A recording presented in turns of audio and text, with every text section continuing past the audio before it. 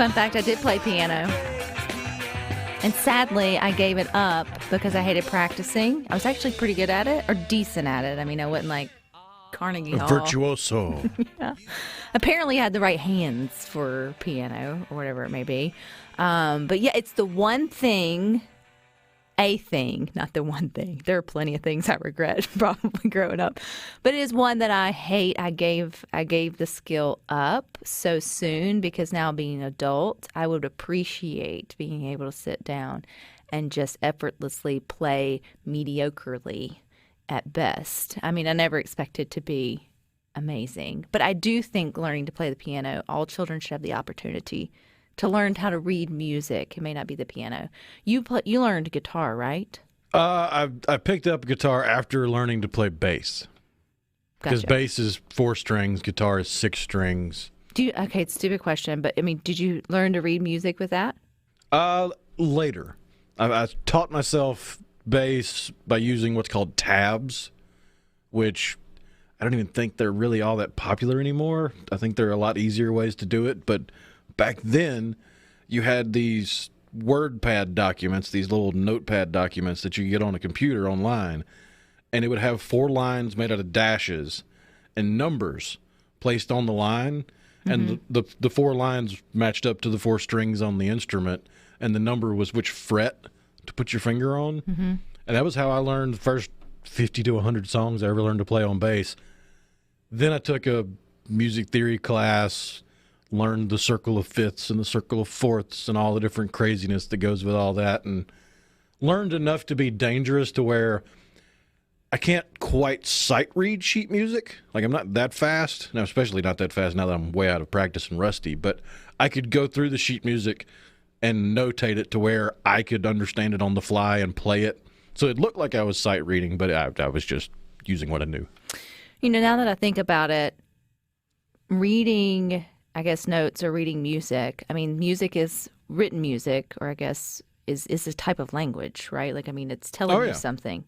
And you wonder, like, who was the first person that said, let's put, like, notes on a line? I mean, you look at it now, you take for granted this is the way it's been done for, I mean, as long as we've been alive, and probably, you know, hundreds, I don't know, thousands of, maybe not thousands, but. Not quite thousands. Not quite thousands, but hundreds of years, yeah, for sure. definitely hundreds of years. It's like, who was the first fool that said, okay, let me teach you. I'm going to draw out these lines, and we're going to make them squiggly here. And you know what it looks like? Kind of looks like a steel tadpole with a little flag at top. And then, I mean, you aren't just born with, like, this idea that that's a note. Like, somebody had to just innovate that, to write it that way or sort of think of it that way. I mean, that in itself, and then obviously it caught on in some which way. And here we are, you know, fast forward all this time, and it's a completely different language, but yet they use letters, which makes absolutely no sense. Why not just use letters? Put letters on this thing. Well, it's letters tied to frequencies that really are only just kind of understood and accepted in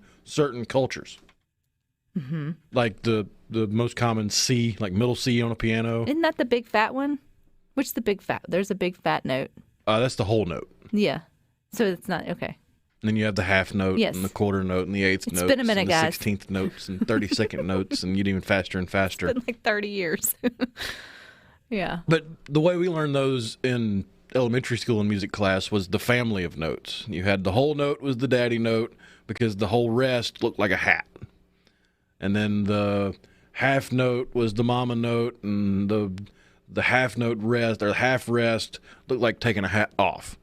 And you go down the line like that and learn the kids and all that kind of stuff. But you look at C. I can't remember what it is. I don't remember what A is either. But there's a frequency that is accepted in the West as that is the note C.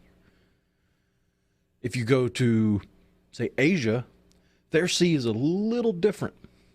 That's why if you hear music from Asian countries, it has a different sound to it. Because they're tuned differently. In more ways than one. Well, yeah. But that's kind of neat, though, because if you change it, well, that's like any other language. One word here means something. Somewhere else it could be, derogatory or just means something completely different. Or hand gestures. Or hand gestures, or just any of those type of things. You kind of gotta read the room. You gotta know where you're at.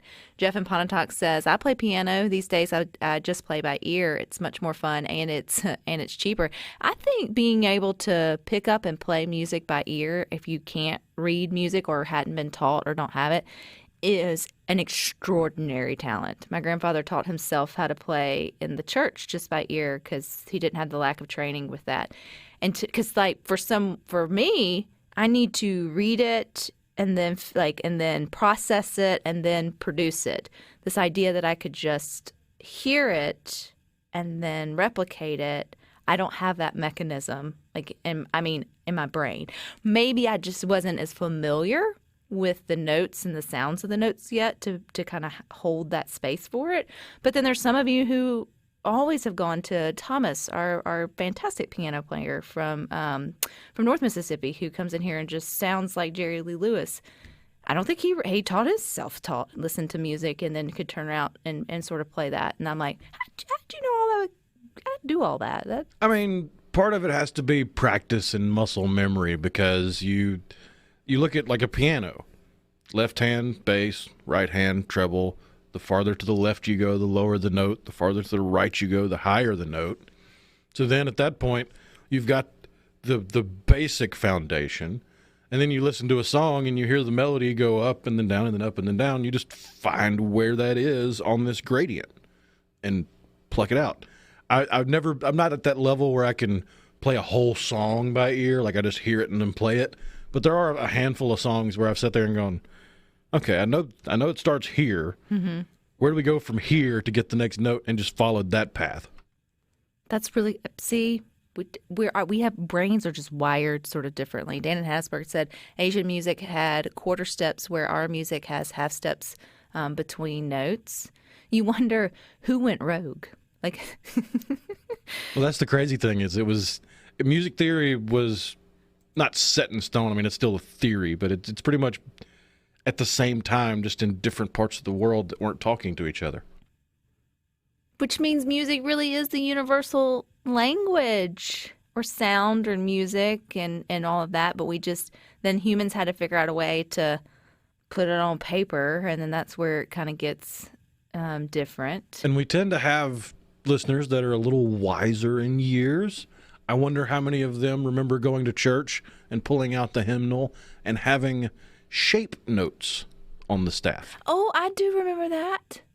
But I went to a wiser in years. I grew up in a wiser in years church. But yes. I have no idea how to read those. I just know they exist, like a triangle here and a square here and a circle here instead of quarter notes and whole notes and all that.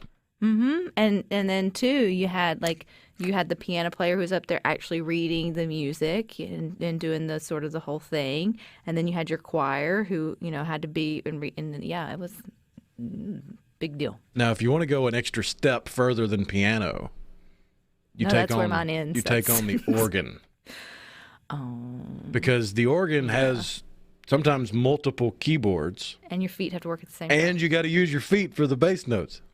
And it's usually in church the sweetest little old lady who then makes these things that come out, and it's like, that's your frustration. Dun, dun, dun, dun. But there is something about the power of an organ. Well, because it takes up half the building. You don't find like a baby organ. They are rarely.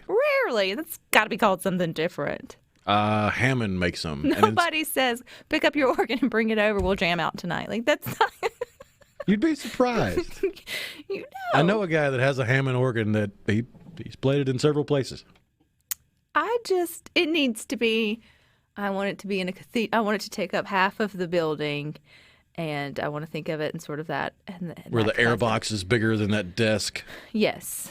And then... Or I want it to go into like the Goonies where she had to play it so they didn't die. That's the two places you see organs.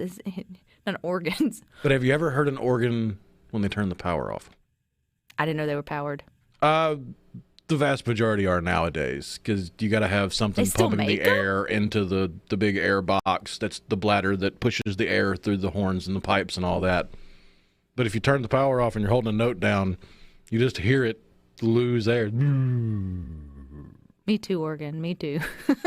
That's what happens when you turn the power off on me. Oh, man. If you still go to a church that has an organ, you are lucky.